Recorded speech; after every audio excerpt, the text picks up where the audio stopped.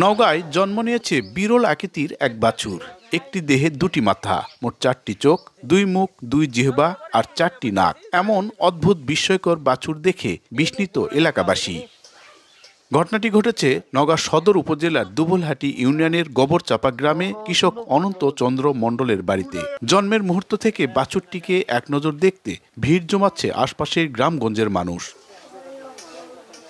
দূর দূরান্ত থেকেও দলে দলে মানুষ এসে অবাক বিস্ময়ে দেখছেন প্রকৃতির এই বিচিত্র সৃষ্টি। জানা যায় 6 ডিসেম্বর ভোরে কৃষক অনন্তচন্দ্র মণ্ডল প্রথম তার স্ত্রীকে ডেকে জানান গাভীটি অস্বাভাবিক কিছু জন্ম দিয়েছে। ছুটে এসে গোয়ালে ঢুকতেই তারা চোখের সামনে এমন দৃশ্য দেখে মুহূর্তে ভয় পেয়ে যান। পরে ধীরে ধীরে বুঝে ওঠেন এটি একদম বিরল ধরনের জন্ম। তা আমাকে ডাক দিয়ে বললো গোয়ালে আসো, বাছুর হয়েছে, তার 2টা মুখ, 4টা চোখ, 4টা নাক, 2টা কান।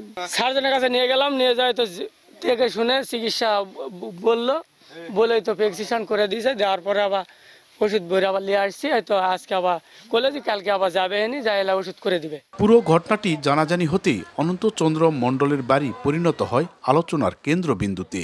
মানুষের ভিড়, মোবাইল ক্যামেরার ফ্ল্যাশ আর ভিডিও সব মিলিয়ে গোয়ালঘর হয়ে উঠেছে যেন এক আলোচিত প্রদর্শনী। কেউ বলছেন এটা প্রকৃতির খেয়াল, কেউ বলছেন আশ্চর্য ঘটনা, আবার কেউ মনে করছেন বয়সে বেশি দিন টিকে নাও থাকতে পারে। এরকম কোনোদিন দেখিনি বাবা। একটা বাছুরের 4টা পা, 2টা মুখ, 4টা চোখ। মুখের আকৃতি শুধু এরকম, কিন্তু পিছনের সাইড সেগুলো সব স্বাভাবিক গরুর মতোই। উপজেলা প্রাণী সম্পদ দপ্তর ও ভেটেরিনারি হাসপাতালের সার্জন ডাক্তার গোলাম রব্বানী জানান, এ ধরনের জন্মকে চিকিৎসা বিজ্ঞানে ডাইপ্রোসোপাস বলা হয়। এটি জেনেটিক মিউটেশনের কারণে অত্যন্ত বিরলভাবে দেখা যায়। এটা একটা কনজেনিটাল ইফেক্ট, এটাকে চিকিৎসা বিজ্ঞানের ভাষায় ডাইপ্রোসোপাস বলা হয় বা টুইন বেবি এ ধরনের বলা হয়। আর এটা আসলে খুবই রেয়ার একটি কেস, হঠাৎ করে বা যে কোনো সময় এটা হতে পারে।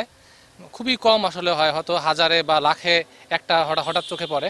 অনন্তচন্দ্র মণ্ডলের গোয়ালে রয়েছে 5টি গাভী। এর মধ্যে জন্ম নেওয়া এই বিরল আকৃতির বাছুর এখন যেন তাদের বাড়িতে অলৌকিক অতিথি। প্রকৃতির রহস্যময় এই জন্মকে ঘিরে কৌতূহল আর আলোচনায় যেন থামছেই না।